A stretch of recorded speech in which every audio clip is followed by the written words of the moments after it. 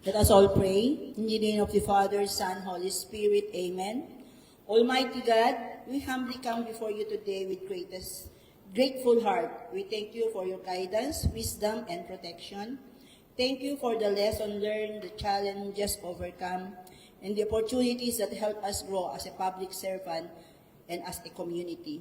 We ask for your continued presence among us, cleanse our intention, strengthen our unity, and remind us always that our service with dignity for the good of our people.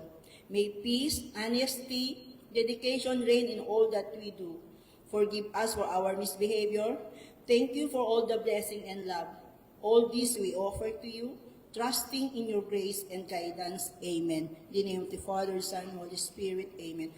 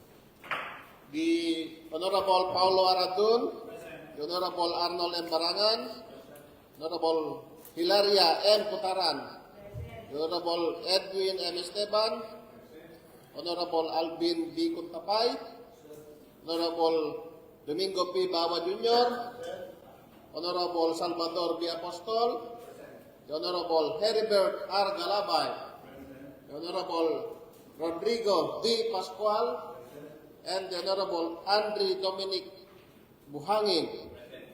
Having all the members of the Sangguniang Bayan are present for today, the presence of quorum is hereby certified. Order. Pleasure of the House.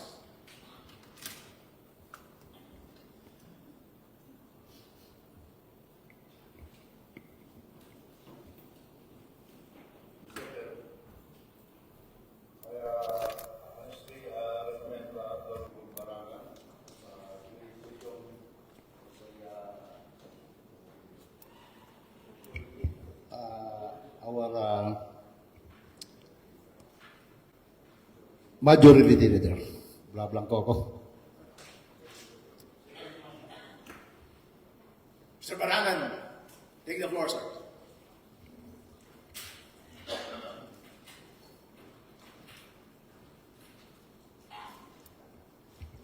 Thank you, August Badi, for choosing me as the majority floor leader for today's session. Good morning, Mr. Presiding Officer. I move to dispense the reading and consideration of the minutes of the previous sessions and considered as approved. So I move, Mr. Chairman. No objection. Mr. Presiding Officer, I move to proceed with the item privilege by the Secretary. Yes, Mr. Presiding,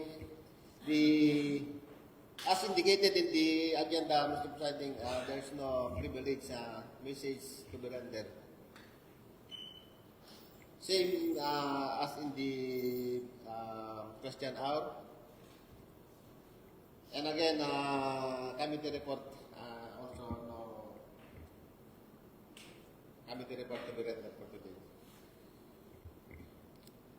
Mr. Presiding Officer, I move to proceed with the reading of the unfinished, the item number 7 with the reading and referrals, Mr. Chairman. Yes, Mr. Presiding, under item number 7, specifically on the letters and other communication, with regard to the administrative case, whether it's certain investigation, as you commented before, Mr. Presiding, we had a communication. Supos sana na magkakaroon tayo na sa February 3rd, kaya lang lumamaguli yung kampo ni yung complainant na minumove nila sa January. Mr. Presiding, sa March 6. Kaya lang yung kampo naman niya ni respondent, si Council, si Atty. Hindi daw siya available ang first week. So inaantay po natin yung yung confirmation nila. Tulad na sinabi nyo po na kailangan tapusin na yun dahil nag-exceed na tayo sa time. Kaya lang, yun naman yung availability nila. So, yung discussion po, waiting pa tayo, Mr. Presiding. Secondly, with the communication regarding the query and creation of Executive Secretary, the Office of the MPO has forwarded a plantilla copy of the Office of the Sangguniang Bayan or the proposal ng Vice Mayor, Sangguniang Bayan, kasama yung secretaries, indicating that no plantilla executive. So ang naging recommendation is for the creation of the said yung mga directors po. Ito po yung copy po.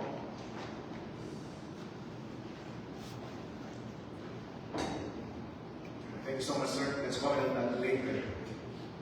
Go ahead, sir. Mr. Chairman, I move to proceed with the reading of the calendar of business under unfinished business. Yes, Mr. Presiding, nandito na po tayo sa unfinished. Sa number 1, a resolution approving the local agricultural and fisheries mechanization plan 2026 to 2028 of the municipality of Puebla Mercedes.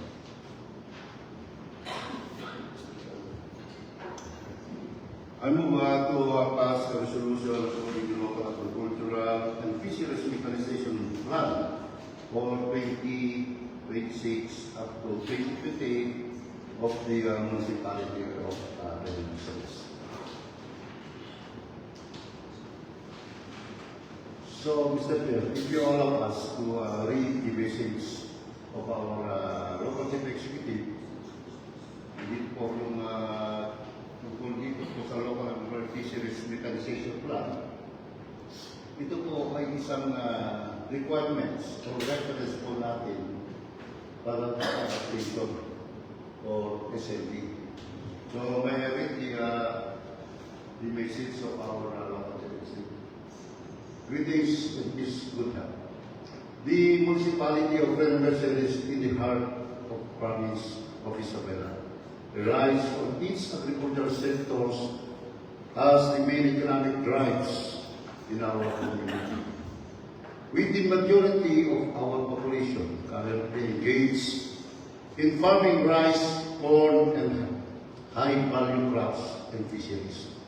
The adaptation of local agricultural and fisheries mechanization plan for 2026-2028 signal the readiness of the community to fully adapt the modern agricultural farming techniques and strategies to increase the yield per hectare and improve the knowledge and skills of our farmers in the regional Mercedes.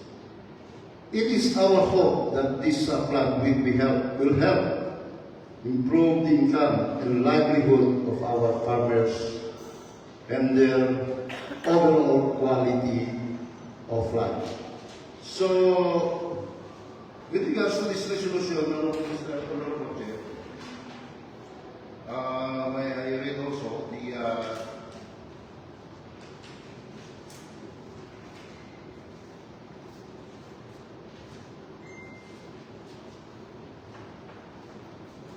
yung goal po ng resolution na ito. Yung goal po, goal for the next 3 years. The municipality of Reno Mercedes, through the Municipal Agriculture Office, aims to increase the level of mechanization, particularly in the crops, establishment for corn and rice production, drying operation, and land preparation for corn production to achieve 80% sufficiency level, reduce production cost of harvest losses through the requesting appropriate machines and equipment as a result from the target level of mechanization. Number 4, to create awareness about the benefit of the mechanization, proving financial incentives or support for equipment acquisition and facilitating access to training program.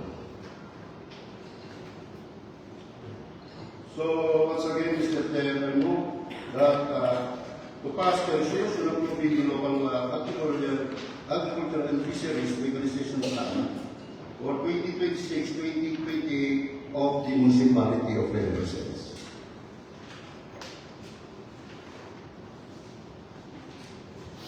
Can we have a copy of the plan, sir? So, Can I see the plan, boss? Since we are trying to pass a resolution approving the plan. May I see a copy of the plan, sir?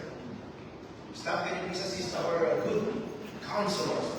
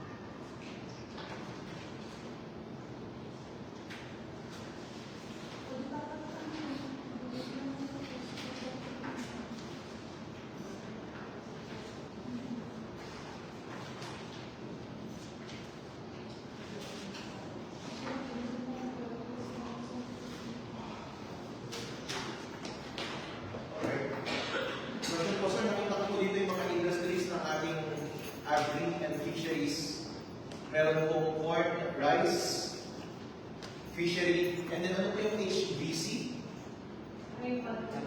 Ay, value crop, pangulay. Alright. Okay po. And nakita ko po sa ating plan, ay meron mga planong expenditures mula 2026 hanggang 2028 para sa mga makinarya at training ng mga tao. So lahat po ng proseso ng pag-agrikultura at fishery, meron pong mga palay, may mga corn, may high value crop, mga gulay, at may mga fishery industry sa atin. At meron pong nakalaan na budget this year and succeeding years hanggang 2028 para sa makinarya at training para po sa inyo. Ang lalapitan po nila ay Department of Agriculture dito sa ating munisipyo. Kung kailangan po ninyo ng tulong, ay lumapit po kayo dito. Yung mga ilalaan na mga salamin para sa mga gastos na ito ay ilaan ng 2026 budget. Ilalaan natin for 2027 para sa 2027 and so on hanggang 2028. Kung gusto niyo po ng kopya ng planong ito, ay maaari po kayo lumapit dito sa aming opisina at nakamingi po kayo ng kopya o pumunta po kayo sa Department of Agriculture dito sa aming munisipyo. In any case, kapag kailangan po ninyo ng tulong, aming mga kasamang pagsasaka at mga isla dito sa ating bayan, meron pong tulong na pwede na ibigay sa inyo in terms of training, makinarya at iba pang assistance tulad ng nakasaad sa ating agricultural and fisheries plan for 2026 hanggang 2028.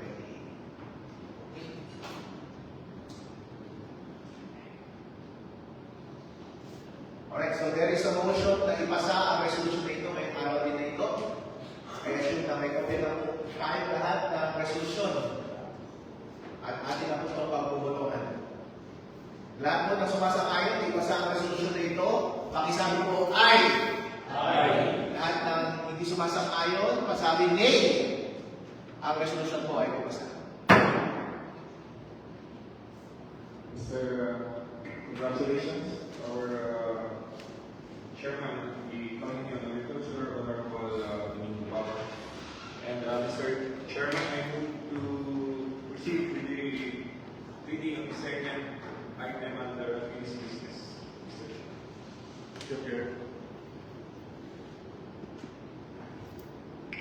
The second one, resolution approving the local farm-to-market road plan for 2026-2028 of the municipality of Clarendon Centers. I motion to differ, Mr. Chairman. Just because wala po akong pinapanawakan na plans and program na nanggaling po sa ating local convention.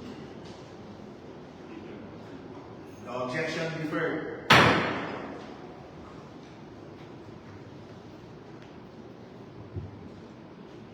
Mr. Presiding Officer, I move to proceed with the reading of the business for the day, number 1 of our secretary. Yes, Mr. Presiding, for the business for the day, under 1, the resolution authorizing the local chief executive, Atty. Maria Lourdes P. Respicio Sandoval, to enter into a memorandum of agreement with the Department of Health, Cagayan Valley Center for Health Development, represented by Ferdinand M. Menpenen, MD, DPCP, MHA, FPSMS, Director for the transfer of funds under the Health Facility Enhancement Program, or the HPEC, for calendar year 2026. Mr. Presiding Officer, the Chairman of the Committee on Health and Sanitation wants to be recognized, Mr. Chairman. Thank you so much, Mr. Majority Leader, and thank you so much, Mr. Presiding Officer, honorable members of this body. Good morning po. I personally sponsor this resolution authorizing the Honorable Mayor Atty. Maria Lourdes Respicio Sandoval to enter into a memorandum of agreement with the Department of Health to facilitate the transfer of funds in the amount of 4,950,000 pesos. This fund is intended for the implementation of Phase 3 of our Super Health Center project. This resolution is more than just a procedural requirement. It is a decisive step toward strengthening our local healthcare system. The establishment of Super Health Center represents our firm commitment to making quality healthcare more accessible, affordable, and responsive to all the needs of our people. With the completion of Phase 3, our Super Health Center will move closer to full operational capacity. Once accredited by PhilHealth, it will enable our municipality to access sustainable healthcare financing mechanisms. This means that our constituents will no longer need to travel far to avail themselves of essential medical services. Primary care, maternal and healthcare services, laboratory services, and other basic health interventions will be readily available within our community. So more importantly, rather, PhilHealth accreditation ensures that service rendered in the Super Health Center will be covered under national health insurance programs, significantly reducing out-of-pocket expenses for our constituents. This is especially beneficial to indigent families, senior citizens, pregnant women, and children who are often the most vulnerable sector of our community. The completion of this facility will also decongest our existing rural health unit, and at the same time, it will empower our rural health unit personnel by providing them with improved facilities, equipment, and operational support necessary to deliver quality healthcare services. Honorable colleagues, our dear presiding officer, healthcare is not merely a service, it is a fundamental right and cornerstone of sustainable development. By authorizing our municipal mayor to enter into a memorandum of agreement, we affirm our shared vision of a healthier, stronger, and more resilient municipality. The amount of 4,950,000 pesos funding support from the Department of Health is an investment in the well-being of our people, in the future of our children, and in the overall progress of our municipality. So in view of the foregoing, I respectfully urge these honorable members of this body for your favorable consideration and approval of the proposed resolution. Maraming salamat po. Do you move that it be passed today, sir? Yes, Mr. Chair. Any objection to that? Mr. Bawas.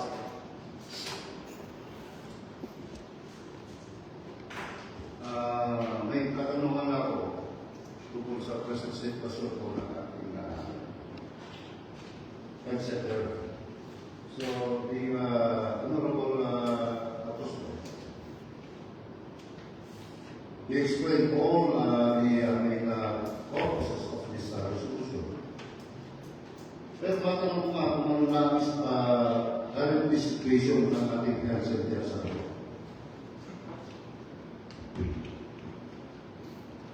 Yes, thanks so much, Honorable Pao. I know po about specific center po ang ginagawa natin sitwasyon. Yung ating po kasalubay rural health unit po o yung tinatayo po natin Super Health Center. Yung Super Health Center, sir? Yung Super Health Center po. Yes, Your Honor. Okay. Kung natatandaan po yung lahat last year, around October of last year po, nakapagpasa din po tayo sa MOA. Allowing the mayor to enter into a MOA with TOPs once again for the downloading of the amount of 4,900,000 pesos para sa Phase 2. And this is not for Phase 3. Kung bibisitahin po natin ang ating Super Health Center, actually po, the Phase 1 implementation of the Super Health Center, which was initially funded with 12 million pesos in 2024, ay hindi po turned over ng DPWH to the LGU. For the reason that yung project engineer who handled the project that time resigned during po yung mis-access for the issues of the DPWH. And now, nasa transition period po sila sa bagong project engineer, and the mayor has already forwarded the letter na ma-fast track po ang pag-turn over ng first one project sa ating po LGU. And in addition, para lang po, baka sakaling kailangan rin po ng information, nagkaroon pa rin po ng variation, project variation. So, itong project variation na po na nag-forward na po sa DOH yung proposed na pagkukorek ng mga to, and up to this time wala pang bumababang memo from the Department of Health as to the approval ng project variation. After po na ma-accomplish po ito, saka pala po mauumpisahan yung project natin for phase 2, which is the painting, finishing, plus establishment of parking area and trials area ng ating super health center para po sa phase 2. While waiting po na ma-umpisahan ang ating phase 2 din is the necessity na ma-download na rin po natin yung ating fund for the third phase ng program para readily available po ang ating fund anytime na start po yung program, Sir Gary and Maraming salamat sa napakaklarong pagpapaliwanag. Thank you.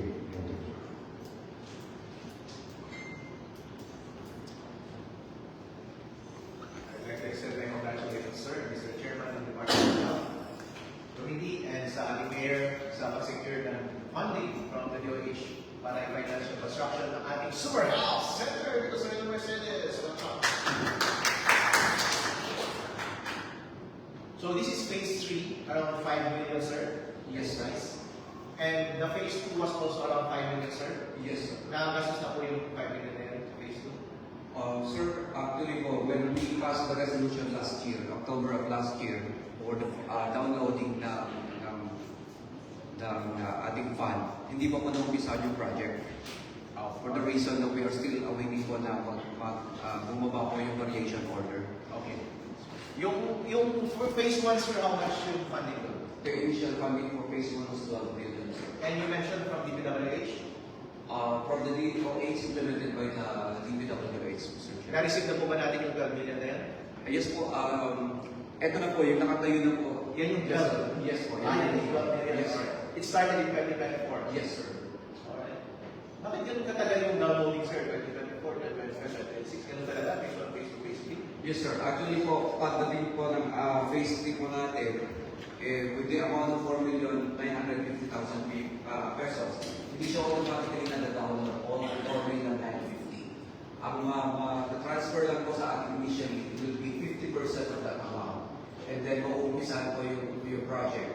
And after po the completion of the project, after around 50% completion of the project, we can again request for the second tranche of the fund. Alright. Kapag pinano ba yung construction ng super center, ina-anticipate talaga na ito-construct siya in the course of 3 years? Hindi ba pwede itanong siya ng 5 years lang siya ito-construct?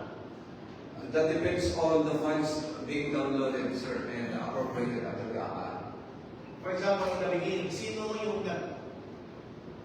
gumawa ng idea na gumawa ng super center? From the mayor ba or from the DOH? Nagkaroon po kasi ng program ng DOH, sir. It started in 2021, and then nasignify po tayo ng interest that a super health center be also constructed in Lagos City.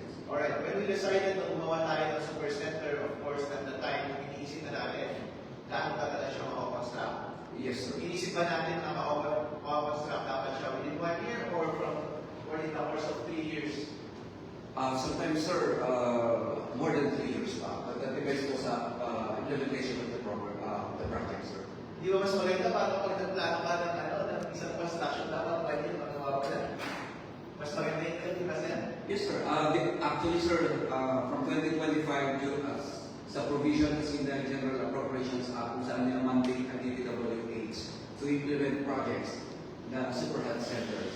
At nagkaroon niya ako ng problema, nag-issue with the DPWH. Nagkaroon ako ng bagong directive ng Department of Health that the implementation of the projects will be LGU-based na to fast-track the completion of all super health centers.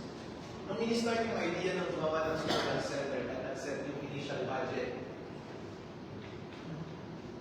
that from the beginning, inisip na ba talaga na yung by phase 1, phase 2, phase 3 na kaagad on different years? And then, tanggap na yung phase 1 and phase 2, hindi pa siya completed? Or in the beginning, noong tinonjure yung idea na gumawa ng super health center was, alright, let's just do it in 1 year, it should be finished in 1 year, we didn't budget for that. And then, it just turned out na hindi natapos ng 1 year, therefore, nanghingi tayo ng additional budget. Was that the case? Or plano talaga yung beginning na ganito dapat?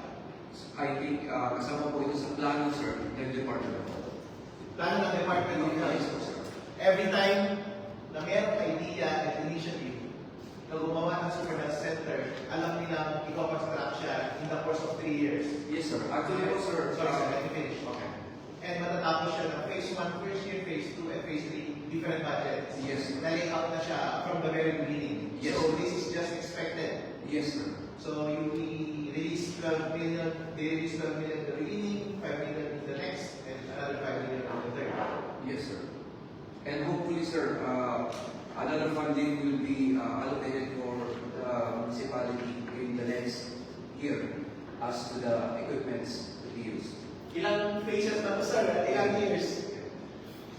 Sir, I cannot say na magkakaroon niya ng ganun pang funding. Talagang depend po kung may include po tayo dahil minsan nasusurpresa nila tayo sa magiging resulta ng GAA. But we're keeping our fingers crossed na makasama po ang equipment for the next phase. But with this first 3 phases po, all for the completion na po ito ng ating Super Health Center. Alright. Well, I understand that, sir. Well, I hope you understand where I'm coming from. Marami tayo dito, mga kasama, mga negosyante, at nagpapatayo ng bahay. Kung magpapatayo man ng bahay, gusto mo matapos sa gagawin. Kaya yung bagay yung budget, di ba, boss? Then, yung mga negosyante dito, kapag nagpapatayo ng mga building, mga opisina, natapos yung bagay in a few months, hindi mo siya i-distribute over the course of the year kasi Super Health Center, gagawin mo, apat na taon pa lang gagawin eh. Apat na taon. I don't know kung sino may... I just think that kung yun talaga yung nangyari, I think it's super slow. Kung tulad ng sabi mo, depende sa general appropriations, I think kapag gagawa ka ng programa na ganyan, tapusin mo in 1 year. Dapat ma-deliver mo na kagad mo i-distribute yung construction over the course of several years, like 5 years. That's 5 years service delay. Di ba? Pero in any case, free money is free money. Eh, meron naman ng national yan. Kung any tulong na bibigyan nila sa atin, tatanggapin. Pero mas maganda sana on their part. Kung sinatulay budget, buhusin nyo na kagad yung 1 year para matapos yung 1 year. Tapos na. Right? Mas maganda yung ganyan. Halimbawa, ako ngayon, nagpapagawa ng opisina. Yung months ng delay, ayoko, nag-delay na kami ng 2 months. Pag delay na ng 2 months, malaki na ang lugi mo doon. Magbabayad ka ng renta, sayang yung mga customer, etc. etc. So sana may ganun ding sense of urgency yung gobyerno natin kapag gumagalaw sa atin. So every time sana gumawa sila ng policy is sana matanong nila yung sarili nila, is this the best approach na kailangan magawa? And kung hindi sila makahanap ng inspirasyon kung maganda na yung ginagawa nila, compare nila yun. If I were in a private sector, na-constrained ako ng competition and other costs and expenses and time and pressures, ganito ba ako kung trabaho? Kasi ang masama ko kasi sa gobyerno, since walang pressure na galing sa market, since monopoly naman natin lahat ng taxes ng taong bayan, wala talagang nagtutus sa atin na maging matalino sa paggawa ng desisyon natin tulad ng ganitong pagpapagano.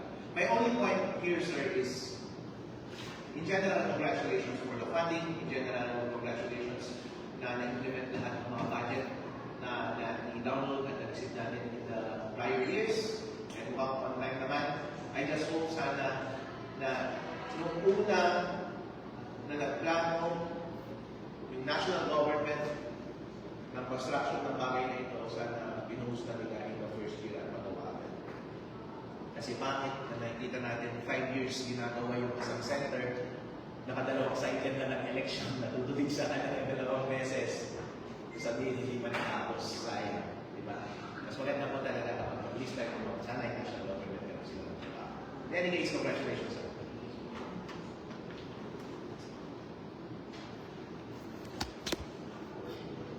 Alright, so there is a motion na ipas ang resolution na ito. Sa lahat po ng sumasang-ayon,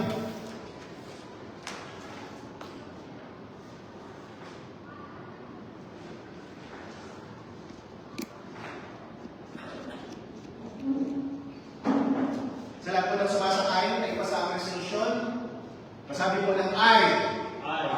Sa lahat ng hindi sumasang-ayon, nay. Ang resolution po ay po sa congratulations, Mr. Chairman.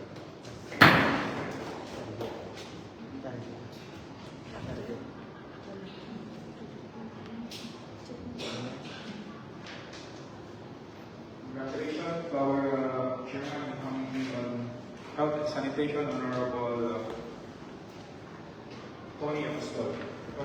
Mr. Chairman, I move to proceed with the reading of the second under business for the day session.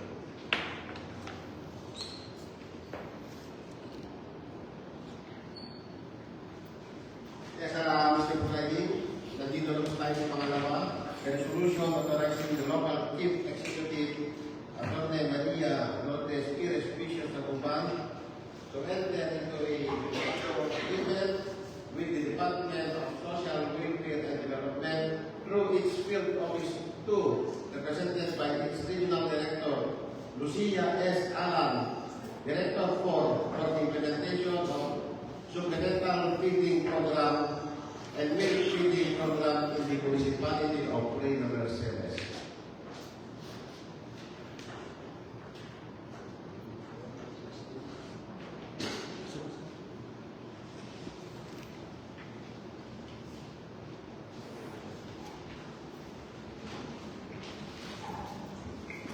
Thank you, Honorable Majority Floor Leader, Mr. Presiding Officer, Honorable Members of the Sangguniang Bayan, pagpalang umaga, timbang mabigat, magkasta ng mga kagatay namin.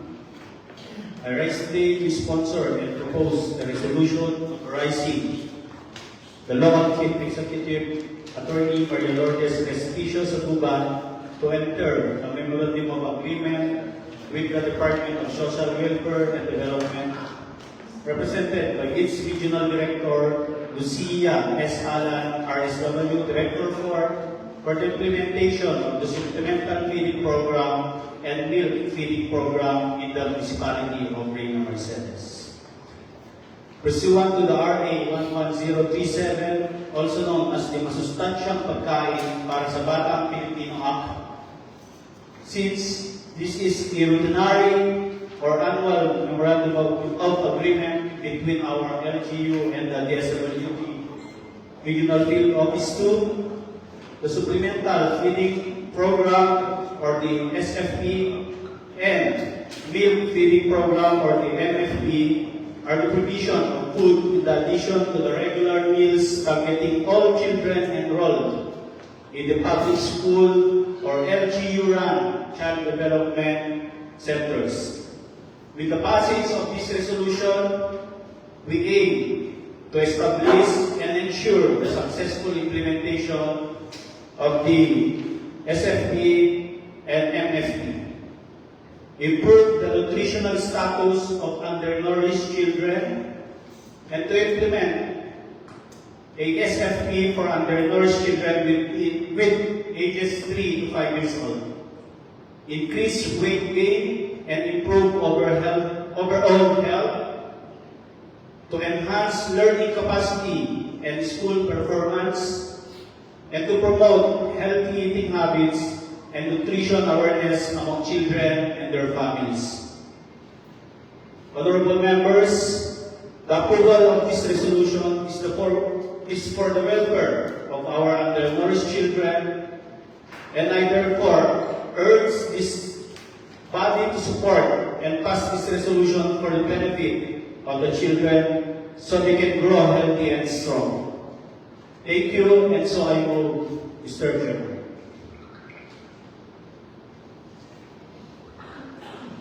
Alright, ang motion na ipasa ang resolution na ito ngayong araw din. Kung meron po kayong mga katanungan. Ganun lang, Mr. Proponent. Yes.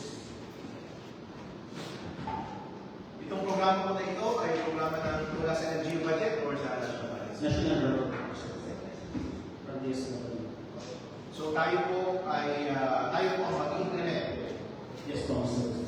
Ibibigay po ba natin nila sa atin yung funding o ibibigay na natin? Ang ibibigay ba nila sa atin ay pera o yung mga gamit natin?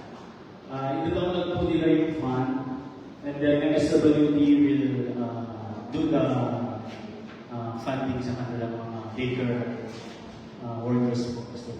Meron ba tayong different resolution na mangyayari in the future to download that funding? Katulad yung ginawa natin kanina? Or ito na yun? Sakto na yung pag-download ng funding? Sa upload po ito, Mr. Ang magkano po yung funding na aasahan natin for this program? We have 870 beneficiaries, Mr. Presiding, from preschool or the child development workers centers. 25 pesos each po. And then for 180 days or 6 months po. So total po is 3,915,000, Mr. President. Alright. Yan lang po? Or meron din iba? Kasi dalawang program po ito. Yun lang po, sabay po sila. Okay, sabay. Wow, for 6 months. So kailan po ma-implement yun, sir? Upon ano po, submit the requirements. Isa po kasing requirements yung resolution po natin. 3 months po bago po nila i-approve. I-download po yung... Siguro, maasahan po ng ating mga kababayan mid-year until... Yes. Okay, for 6 months, starting mid-year. Yes po. Lahat po ba ng school tsaka daycare ay mabibigyan ng pagkain o hindi? Basta yung undernourished na po, Mr. President. Ng mga bata? Yes po. Hindi ko maiingit yung mga pakain. Hindi ko maiingit yung mga kasi kaya magbibigay mo ng pagkain yung mga payat lang. Ako maiingit ako dahil naman sa'yo ng bata ko. Paano mo yung implementation dito, sir? Sabi mo kanina sa mga school at sa mga daycare, pakainin natin sila sa latas. Yung mga payat at ang pakain, ito lahat ng classmates. Malnourished mga... Malnourished na? Di ba nakakaingit?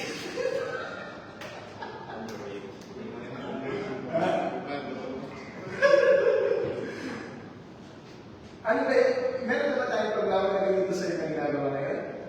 Ito pa lang po, Mr. President. Ito pa lang? Pero ang tagal na po ito. Mr. Apostol. Actually, ating supplementary feeding program po ng MSWD office, ginagawa na po natin even in the past month. And this is also in addition to the supplementary feeding program also na ginagawa po din po ng ating rural health unit.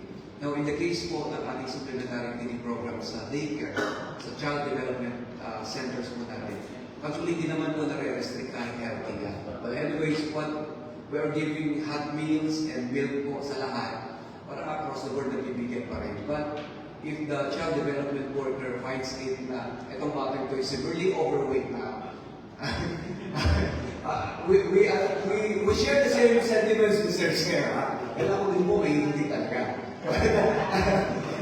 But for sure po that these child development workers are well trained on how to handle situations like that. So para po hindi naman maging kaawa-awa feeling ng ibang hindi makakakuwas. But technically nakakatingin naman po lahat. But more focus lang po binibigay to those who really need po ng nourishment, Mr. Chair. Ano pong klaseng nourishment? Ito po ba ay araw-araw? O tapos kada merenda lang? Or lunch meal ba ito? O ano po? Kasi parang 25 kada bata no? Ano gamitin ng 25? Sir, hot meals nga po can be lugaw with egg, lugaw with chicken, or sopas. Once a day? Yes, sir. And sometimes po, complete meal na rin po, rice and ulam. Maganda po yung approach na ginagawa mo because they are using mga indigenous mga source out po nila o within the community. Locally sourced? Yes. Yep, farm table. Alright, congratulations Mr. Anton. Maganda po yung programa na yan. Baka bigyan mo ng credit sir. Ano yung programa na ito sir? Ito ba ay something na hinabol natin or ibinigay sa atin para bigyan natin ng credit yung mga taong spouse or promote ng programa na ito. Of course, Mr. Presiding, yung sa national po, napakagandang programa po ito para sa mga kabataan, lalo-lalo na yung mga edad 3 years old pa taas po na nasa undernourished. And then sa ating pong municipal mayor na rin po and municipal mayor Atty. Malu and our MSWDO sa effective implementation po natin yearly dito sa programa ito. Okay. Thank you po, Mr. President. Alright, so lahat ng mga kabataan sa daycare, At sa mga eskwelahan dito sa Reyna Mercedes, makakaasa po kayo. This year, meron pong libreng feeding program sa inyo. Programa po yan ni Mayor, DSWD Department dito, DSWD National. Proponent natin si Mr. Number 1, Mr. Adun, with the assistance ng ating Department of Health Chairman, Mr. Apostol. Congratulations po sa inyong lahat. And pwede dapat ang masalamatan sa mga busog na kabataan. Ngayong taon na ito sa ating mga linya at mga eskwelahan. Kahit yung matatapa at tabatsoy ang bibigyan natin. Siyempre nakakagit. Sila talaga yung naiingit eh. Sila talaga yung maglalawan eh. Lalo na kung mataba ka na. Ikaw yung unang maglalawan na magiging ng bibigyan.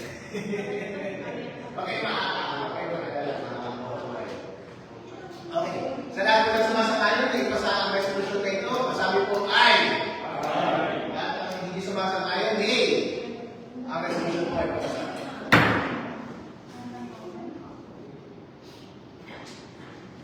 Congratulations, our Chairman, Honorable Banjo Adun. Mr. Presiding Officer, I move to proceed with the next item, unassigned business. Yes, Mr. Presiding, under the unassigned business, wala po tayo. Dito na po tayo sa susunod. Proposed ordinance for second reading. The first is an ordinance instituting and implementing the registration of ownership of agricultural and fishery machines and equipment in accordance with the joint memorandum circular number 2018-02 by the Department of Agriculture and the Department of Interior and Local Government relative to the national guidelines for the registration of ownership of agricultural and fishery machines and equipment within the territorial jurisdiction of Reyna Mercedes. Mr. Chair,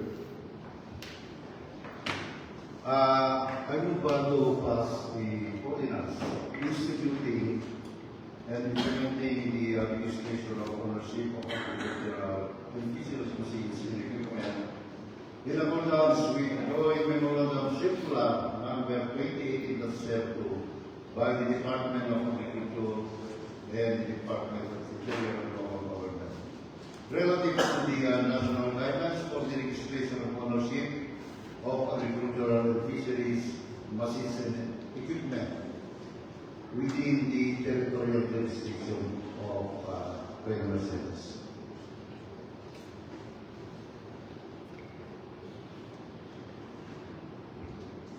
The floor is open for debates. Can we have a copy, sir? Staff, please. Copy of the ordinance. Para may basihan kami ng debate at formal amendments since this is the second reading. Mr. Chair, nagpagawa na rin ako ng mga kopya during the first committee hearing para mabigyan ko lahat ng nag-attend. And then nung second na date of schedule, may mga kanya-kanyang hawak na po na rin yung mga barangay. At saka ibang mga kasama dito sa konsel. For this purpose, sir, let us ensure na lahat tayo may kopya para mabasihan tayo ng debate at amendments. Balikan po natin yan mamaya. Proceed po tayo sa susunod na bagay, sir. Ako na kumagawa tayo ng kopya.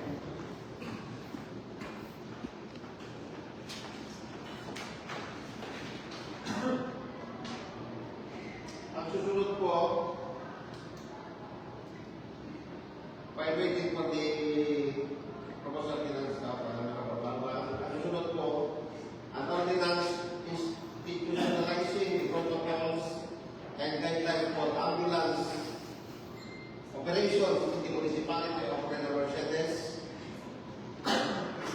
The proponent presiding is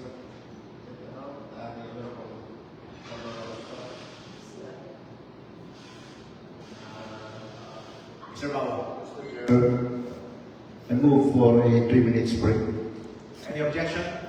Early recess for 3 minutes.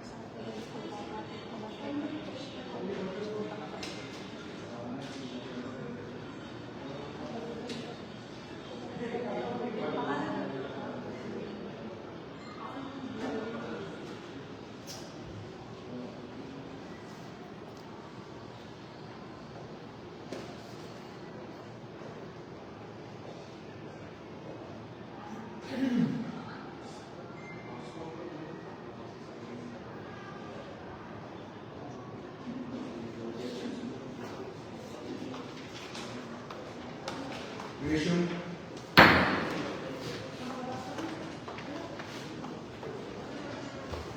Balik po tayo sa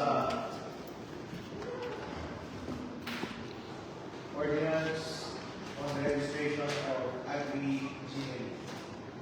On the second reading, the floor is open for debates.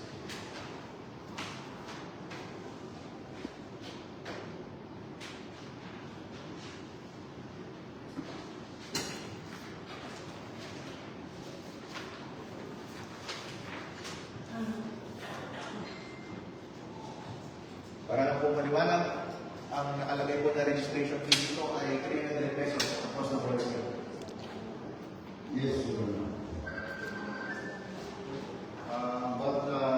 During the public hearing, Lord Chair, may mga tinatna o request ng ating mga invited resource person na yung 300 masyadong mataas for the large equipment. So, nagkaroon po ng regulation po. Binaba ng 200 small, medium, and large na lang yung pinag-usapan. Dahil ang dami kasi nakalagay dito po dun sa makinarya na hindi pa operational dito sa ating bayan. So, more on yung mga water pump, yung maliliit po na gamit pangsaka is 50 pesos. And then yung pangalawa, yung mga curriculum, ang cedar is 100 and then 200 po dun sa tractor and repair po yung mas malalaking mga equipment po na pangsaka.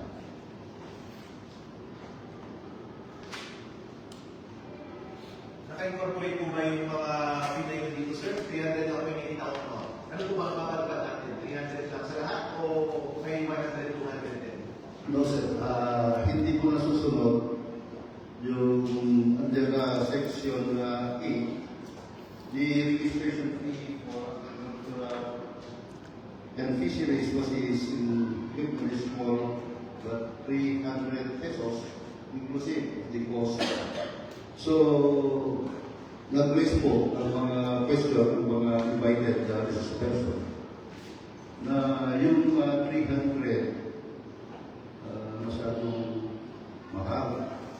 So, ang pakailan naman po nitong ordinansa na ito para magkaroon po ng mga tap o kaya yung bar ilalagay sa mga machineries natin po para tagad-agad malaman po ng agricultural and biosystem engineering natin kung operational pa ba o hindi na yung isang makinarya.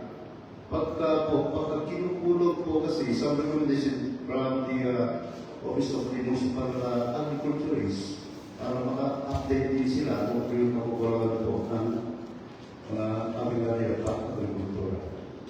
Para po malinaw, dito sa ordinance natin, magkano po ang ipapatupad natin sa registration fee? Ang nasulat po dito, 300. Yun po ang ipapatupad natin sa lahat. Or meron pa ba tayong ipapatupad na halaga? So, Mr. Chair, andito po yung The committee further agreed to impose registration fees of 50 for small machineries. Excuse me, sir. Sorry to interrupt. Nandito po tayo ngayon for the purpose of passing the ordinance. Kung ano po ang ipapatupad natin. Para lang po malinaw. Kasi ang nakalagay po dito sa section 8 ng ordinance, ang sisingilin natin sa lahat ng makinarya ay 300. Para lang sure, build back intention natin. Kung magpapatupad pa tayo ng ibang amount.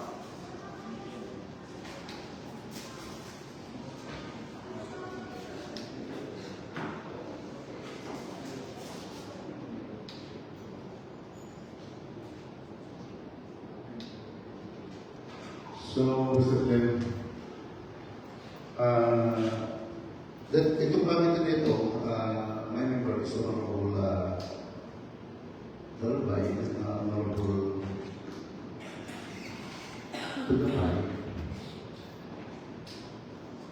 Base po ito sa mga pag-uusap, yung nakaraan, pwede natin i-amend yung 300 po dito sa nakalagay po dito sa section 8 na 300 doon sa babayaran po ng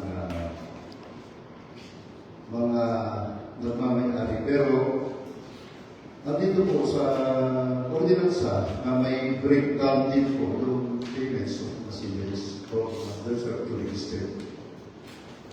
Dito po sa kopya po ng breakdown.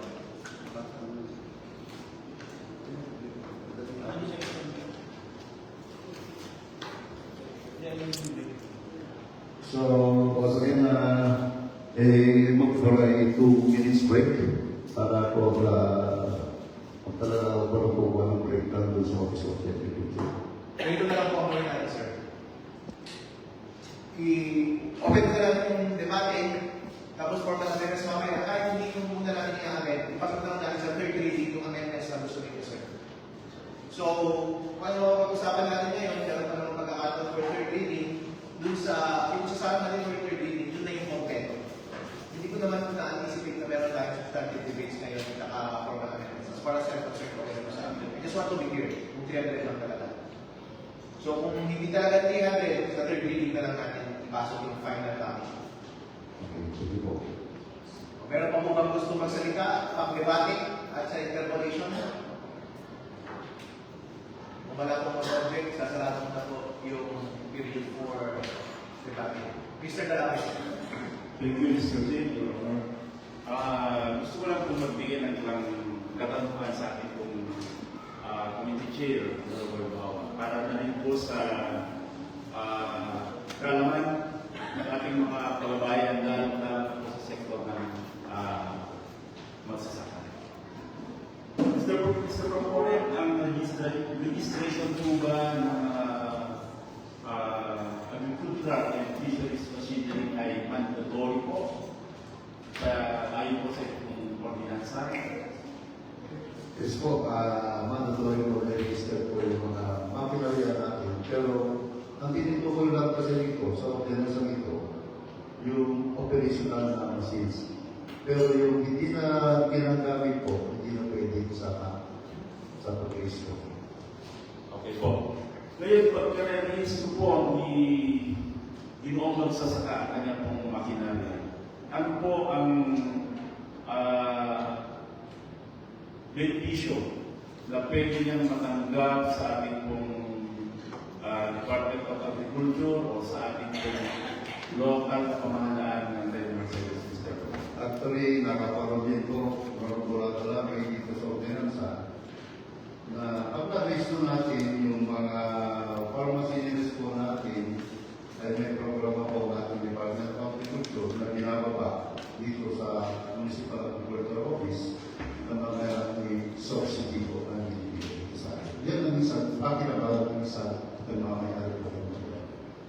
Maganda po yung programa. So, ibig sabihin po, Mr. Proponent, Honorable Bawar, pagka na-register po yung makinarya, yung pang-agricultura o pang-fisheries machinery, 100% po ba na makakatanggap si Ginoong magsasaka ng tinatawag sinasabi niyo po kaninang subsidy o tulong na magmumula sa Department of Agriculture, Mr. Kasi magandang katanungan din. Ayon dun sa mga pagpapaliwanag ng ating representative from the Municipal Agricultural Office, na may mga bracket ang pagbibigay po nila ng mga subsidy, like gasoline, na hindi mo nasabay-sabay. May conflict tayo, may pang-rice. Kung ang programa na ibinababa dito sa opisina ng MAU, kung sa palay muna, yung muna, doon muna ang concentrate ng pagbibigay ng mga sources. And then secondly, pag mababay para naman doon sa mga pang-conflict yung mga programa. Hindi mapagsabay-sabay po yung programa na ibibigay dito sa mga factors po natin. Mag-base ng mga kanilang kapitan. Okay po, Mr. Honorable Bawa. Siguro, depende rin po kung sa availability ng boto po. Yes po. Ngayon po, yung Bawa, kung halimbawa, sige mong nagsasaka ay hindi po siya nakapag-raise mo ng kanya kung makinarya. Siya po ba ay magbabayad ng maukulang penalty kung sakali hindi makapag-raise mo ng kanya kung makinarya? Hindi naman po nakapanong dito sa ordinansa. Pag hindi mo na-risk po yung isang gamit pang sa akin, wala pong penalty. Ang problema lang, hindi nakasama doon sa talaan ng ating alamaw, yung mga makinarya, hindi nasama na rin sa programa. Like pagbibigay ng mga ayuda doon sa mga hindi na-rehistro mga makinarya. So, ibig sabihin po, Honorable Bawa, pag hindi na-rehistro ang kanilang makinarya ay parang mawawalan sila ng karapatan makatanggap ng benepisyo na binibigay ng ating Department of Agriculture. Yun po yung parang ano. At saka, isa na rin po siguro sa ating mga kabayan, ang isang layunin ng ordinansa nito ay parang establish magkaroon ng database ang ating mga municipal agriculture office para sa ganun ay magkaroon ng tamang talaan ng mga makinarya na ginagamit o active pa sa ating municipality. Salamat mga pula lalabay sa mga katanungan. Ginagawa lang po ng gobyerno para makapagbigay ng mga subsidiya, especially yung mga farmers na kagaya natin. Kahit kunti man lang ito, ay maraming tayo na rin kayo sa galing pa sa bulsa ng isang farmer.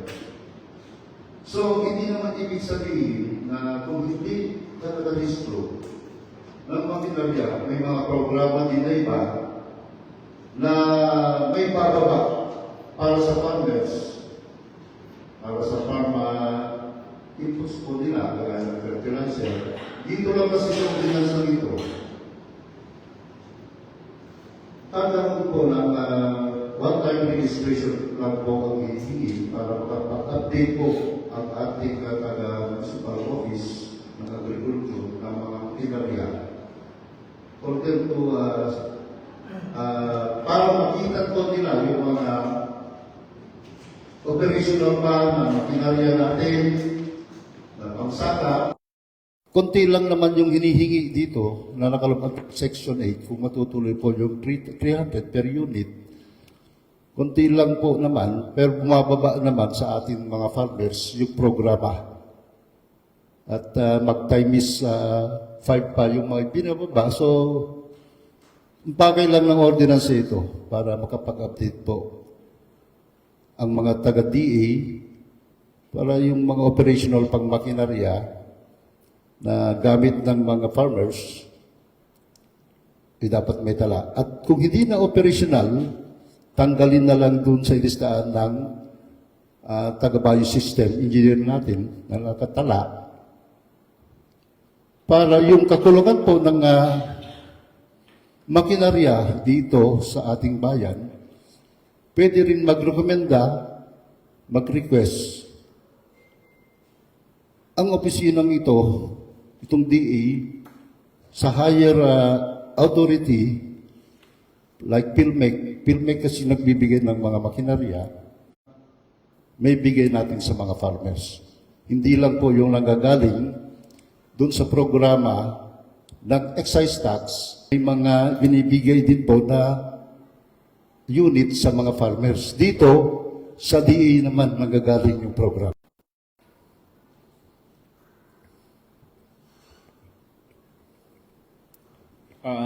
Maraming salamat sa iyo pong mga kasagutan, Honorable Bawa. And yun po muna siguro, Mr. Chair, yung ating pong pagtatanong sa ating pong proponent. Thank you so much, Mr. Calabay, para sa mga tanong at mga maayos na sagot ni Honorable Bawa. Mr. Esteban, sir. Good morning, everyone. Ano itong ordinansang ito? I think during our previous hearings, we have done this, I think, twice na, pangalawa na. So, yung mga resource speakers po natin, we also invited our barangay officials, 20 barangay captains, at pag-usapan na ito. Parang paulit-ulit na itong mga tanong kung is this a mandatory? Yes. Nasa national pa yan. Pinaliwanag yung mga taga-DA na yan. So lahat yung mga tanong, siguro yung propose na tawag dito, fees. Reasonable naman na siguro yan. Wala naman nang umangal nun eh. Saka, ang pakay naman po itong ordinance na ito is not to earn profits. For updating purposes lang. Base dun sa national para ma-update yung mga materials po natin. So, siguro wala nang pwede pang pag-usapan ito from yung mga malalaking machineries hanggang dun sa maliliit. Okay naman na yung mga resource speakers po natin. At we are very much sure na talagang na-disseminate na sa mga constituents po nila yung mga barangay officials po natin kung ano man po ang napag-usapan. Total anyway, during our previous hearings naman, naka-live tayo, di ba? So, lahat naman po yung mga kababayan po natin ay nakikinig tungkol yan sa kung anong napag-usapan natin. So, siguro, kung kailangan na ipasa na natin ito, paliwanag naman na lahat, siguro much better.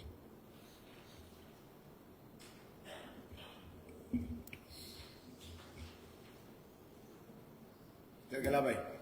Yes, Mr. Chair. Ito po nga po talaga ay napag-usapan na po yung nung nakaraang mga pagdinig. Ngayon po, yun po yung isang malaking katanungan. Sapagkat kung ito po ay isang mandatory na batas na kailangang irehistro ng mga magsasaka ang kanilang mga makinarya. At ang tanong ko po kanina ay magkakaroon ba, mag-incur ba ng penalty itong mga magsasaka na hindi magpaparehistro sa kanilang mga makinarya. Now, sabi po kasi ng ating pong batas under Republic Act 10601 ay mape-penalize itong mga ano. Kaya ko po tinatanong po ito sa ating pong ginoong proponent para sa kaalaman ng ating mga nakikinig na kababayan dito sa Reyna Mercedes para magkaroon po ng linaw at maintindihan po nila ng gusto kung ano ang tunay na intensyon at purpose ng ordinansang ito, Mr. Chair. Yun lang po. Maraming pong salamat.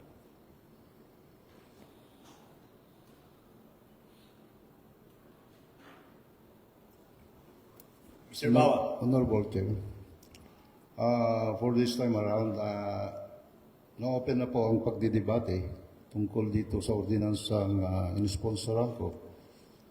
May mga ibang katanungan, like yung katanungan po ni Honorable Galabay, dito sa registration, o lahat ba magre-registro?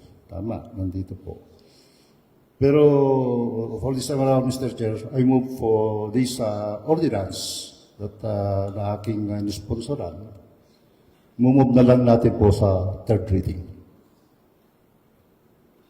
Yes, sir, I understand. May motion po na ipass today for second reading. But in any case, I need to go through the motions of debates and formal amendments.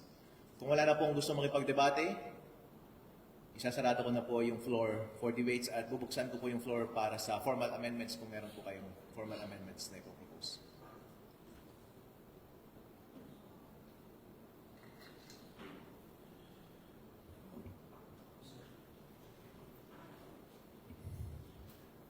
Just a brief remark lang po siguro, since kailangan naman po natin ng clarification. Kanina po kasi bringing out ni Honorable Galabay yung question as to penalties. Sa mga hindi po magpapa-register, shall they be penalized po under this ordinance? At nasagot naman po ni Honorable Bawa na walang provision ng kanyang proposed ordinance na nagsasaad ng penalties. But as to Republic Act 10601, meron siyang penal provision na tinutukoy. Tama po ako, Honorable Galabay. But looking at the prohibited acts po ng Republic Act 10601, meron po kasi siya, Mr. Chair, sinasabi under Section 30 yung prohibited acts po yan na it is prohibited to sell, mortgage, or lease agri and fishery machinery without any registered with the BAFE. And it shall be prohibited to sell new agricultural and fishery machineries without warranty or after-sales service. And it shall be prohibited to claim ownership of an agri and fishery machinery that has not been properly registered in his or her name, and to operate a testing center without proper accreditation. So as to the question kung hindi ba ako magpaparegister, shall I be penalized? I don't think mape-penalize po. So okay lang po siguro na wala pong penalty for those who will not comply. And that is something we want to clarify, Mr. Chair. If the provision of the ordinance is clearly stated that we are not going to penalize those farmers who don't want to register their machinery, then let it be. That's why we just want to clarify. Kasi under the provision of RA 10601, it is explicitly stated therein that those farmers who don't fail to register their machinery shall be subject to penalty. So that's it, Mr. Lee. Thank you. Ito po technique para hindi kayo makasuhan kapag hindi nyo rin-register. Ang nakalagay po sa batas, claim of ownership. So kapag kinasuhan kayo, ba't di ko pinaregister, sabihin mo, hindi ko naman kiniklaim na akin yan, ha?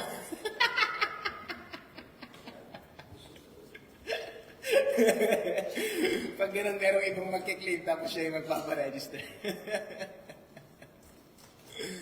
Anyway, meron po bang gusto ng formal amendment? Wala po, sinasarado ko na po ang... Mr. Chair? Mr. Galabay. Thank you, Mr. Chair. I move to propose an amendment on the title of the proposed ordinance, Mr. Chair. Point of order, Mr. Chair, we're still under the debate and interpellation. We're not yet in the Point of order, amendment. Mr. Chair. The Honorable Chair is already asked the floor to open for the possible amendments of the proposed measure, Mr. Chair. The floor is not yet closed para po sa ating debates and interpellation, Mr. Chair. No, Mr. Chair. I think the presiding chair is already closed the period of interpellation and debate, and he already opened the floor for the possible amendments of the proposed I measure. call for the orders of the day, Mr. Chair. Mr. Chair, sorry. I remember closing the period of debate, sir. Sorry. And we're now already in the period of formal amendments. In any case, you can just move for another round of debates. And if no one objects, then we can proceed with that. I was just waiting for any member to second the motion a while back, Mr. Chair. I don't remember anyone. But anyways, I respect the decision of the Chair to motu proprio close the period of debate and interpellation. Exactly, sir. I like that word, motu proprio. In the ordinary course of business, I would wait for one of you to move, to open and close periods of debates and formal amendments. But in any case, if no one moves, then I shall let the proceedings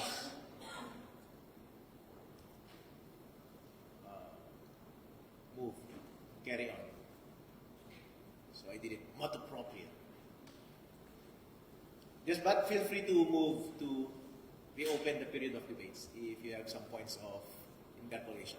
In any case, the floor is with Mr. Galabay for an amendment.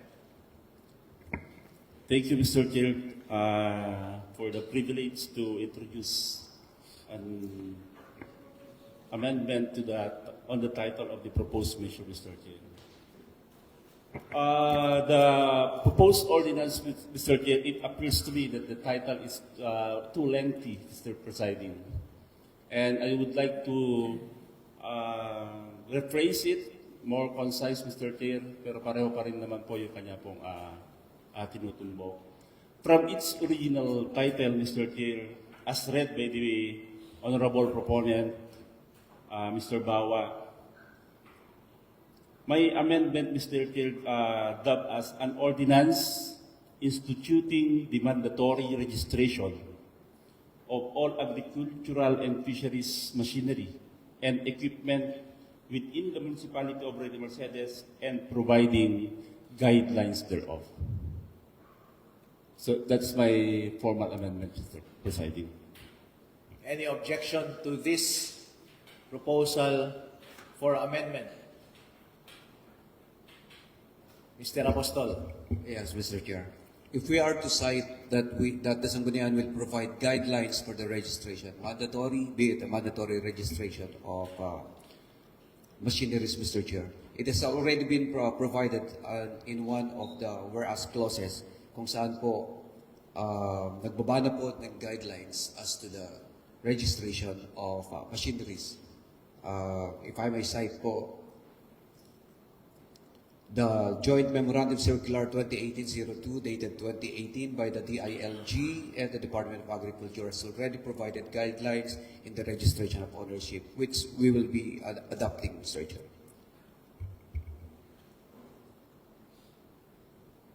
If there is an objection, I'll put this to vote. For those who agree with the formal amendment, kindly say aye. Aye. For those who disagree, kindly say nay. I divide the House. For those who agree, kindly raise your hand, please. Just to make it clear, agree with the Agree proposed- with the formal amendment. Yes, Mr. Chair. I count one. For those who disagree, kindly raise your hand, please. All right. I count the rest as disagreeing. The formal amendment is overruled.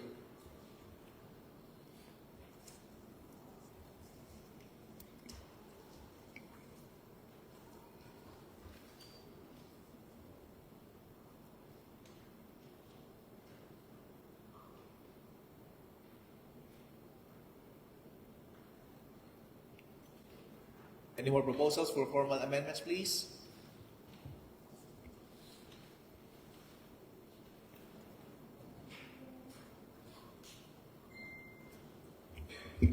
Mr. Chair, with regards to the registration under Section 8,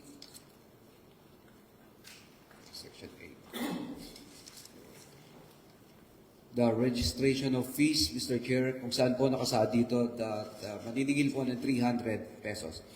And as per the result of the conducted hearings mo ay napag-usapan that the registration fee would be 150 150 pesos. The registration fee shall be broken down according to the size of the machinery and equipment, Mr. Chair. 50 pesos for small machineries like kuliglig, and 100 pesos for medium size, and for large ones will be 200 pesos, Mr. Chair. From across the board, 300 pesos.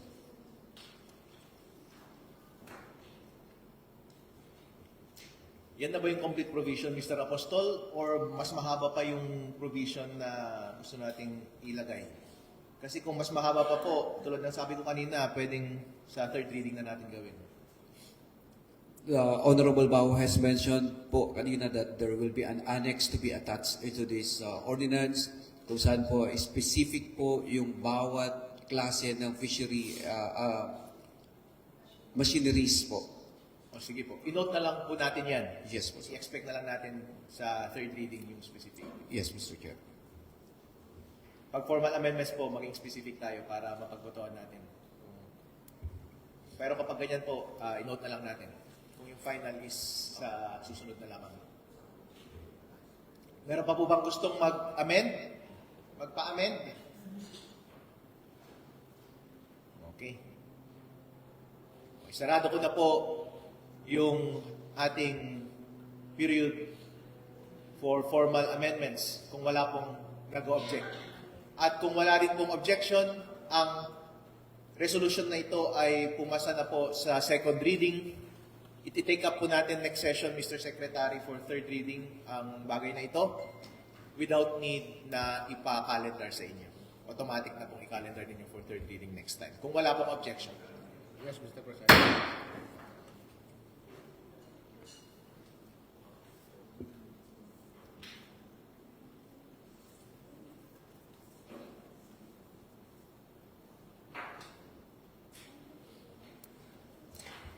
Mr. Chairman, I move to proceed with the other matters or propose ordinance for the third reading, Mr. Chair. Yes, Mr. Presiding, for the third... Hindi, meron pa tayong isa. For second reading. For second reading, Mr. Presiding, we have the number 2, an ordinance institutionalizing the protocols and guidelines for ambulance operations in the municipality of Reyna Mercedes. Thank you so much po. Sa kasalukuyan po ay gumagawa po kami ng consultation with the Rural Health Unit and MDRRMO along with other rescue teams po from the neighboring towns po para po makumpleto po natin yung protocols. Medyo may mga pagbabago po kasi sa protocols sa hospital, Mr. Chair, as to the handling of patients. So, kinakailangan po muna namin makumpleto in detail po the guidelines and protocols that will be used in the municipality and kung paano po tayo magkakaroon ng emergency response cooperation agreement with the nearby towns, Mr. Chair. So, I move that we defer the second reading for this proposed ordinance. No objection, deferred.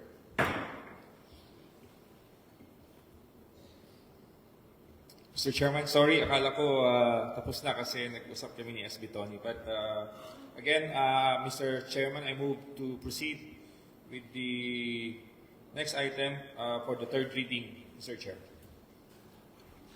Yes, Mr. Presiding, under the third reading, we have no scheduled third reading to be adopted.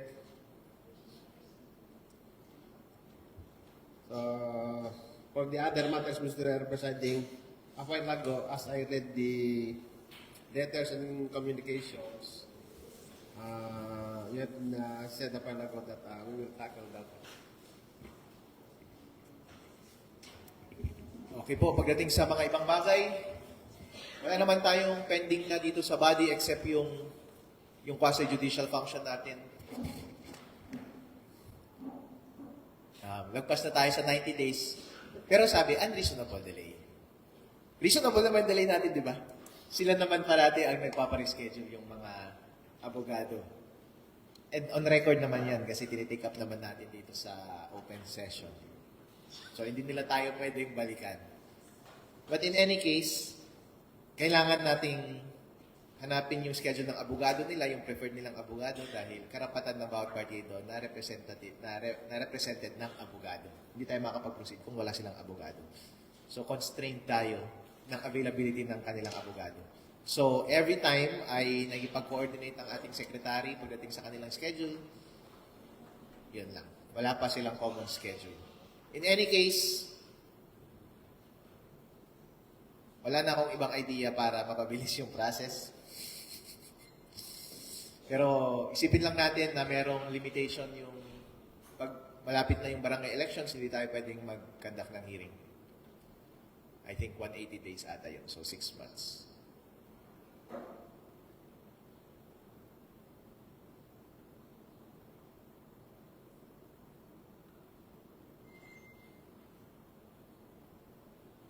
Okay. Sige, boss. Hanapin mo. Same instruction as last time. Yung ano pa, sir, regarding yung query, certification. Turn on your voice. The certification of, the plantilla position, under sa plantilla ng, ng Office ng Sangguniang Bayan, wala po tayong executive. So, ang naging recommendation, as based sa binigay na, certified true copy, is mag-create na lang ng plantilla position. Okay, sige. Yun po. Alright. Makipag-coordinate na lang si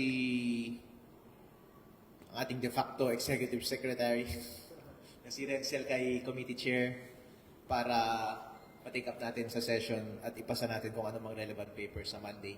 But in any case, utusan ko na si Renzel na mag-research at makipag-coordinate sa different agencies this week. Kailangan mo may pag-coordinate sa province, sa regional office din ng DILG about sa formalities na kailangan. We have to do it right. And finish it agad-agad this week para on Monday, ipapasa na lang natin. Sige po. Ang sabi ko po kay Renzel, habang pinag-usapan itong possible na creation, nag-suggest ako sa kanya na sige, samahan na lang kita punta ng ng mga agencies katulad ng civil service para alaman natin yung mga other mga requirement if ever. Sige po. Including yung sa DIRP. Okay po. Sige po. So, tama yan. Thank you so much for the help, Mr. Secretary, for extending assistance. Gawin nyo na lang yun this week. Punta kayo sa CSC, sa DILG. Itanong nyo lang yung formality na kailangan. Kung ano yung itsura dapat ng ordinance or resolution. Basta anong legal paper or anong procedure na kailangan. Kailangan mo pagbotohan, sinong approval ang kailangan, sinong kailangan pumirma. Dapat malinaw lahat yan this week. Para yung first step magawa na natin from our body sa Monday. But in any case, mga kasama ko dito sa council, nasa sa inyo pa rin po yun. Kung dadaan dito yung ordinance or resolution, well, subject pa rin sa assent ninyo. So, ibig sabihin na ipagbobotohan pa rin. But in any case, mag-prepare tayo ng mabuti. Para lang maisalang natin. Okay, good. So, yun na lang ang naiisip natin na trabaho. Wala na po iba. Well, good job everyone sa fruitful na araw na ito. Ang dami nating naipasa. At maayos po lahat ng mga bagay-bagay. Meron pa po ba kayong ibang mga bagay na gusto nating talakayin? Okay. Mr. Secretary? Yes, kunin ko na lang po yung pagkakataon ito. Kasi since na meron tayong sa budget kasi natin, meron tayo yung tawag natin yung para sa mga gadget natin, yung sa, anong tawag natin sa mga fixtures to? Kami, outlay. Capital outlay, one of which is yung yung ng audiovisual natin. So yun po, para next time, para pag yung mga representations ninyo, ilagay na lang po natin sa slides, yung presentation, PowerPoint, para maganda yung para hindi every time na meron tayong nagkakapa tayo, nagre-reproduce tayo ng mga copies. So kahit one copies, at least may ilagay natin sa slides in order that the body could understand more. So yun po. I appreciate that, Mr. Secretary. Maraming salamat po sa initiative. At maraming salamat din sa initiative sa lahat ng members ng council kasi nakikita ko po yung effort ninyo na improve yung style natin. Yung style natin, Mr. Secretary, sa ating pag-conduct ng ating session and other proceedings. Again, yung ganda ng ating proceedings ay depende sa initiative yung collective initiative ng bawat isa. So, kung gusto niyo pong mapaganda talaga, ay nasa sa atin po lahat yun individually. Pero Appreciated, Mr. Secretary. Gawin natin yan, alright? As far as I'm concerned, gagawin ko rin yung best ko na pare-pareho tayong lahat, na maayos ang trabaho natin sa ating kanya-kanyang roles. Alright. Okay, kung wala na po. Mr. Bawa.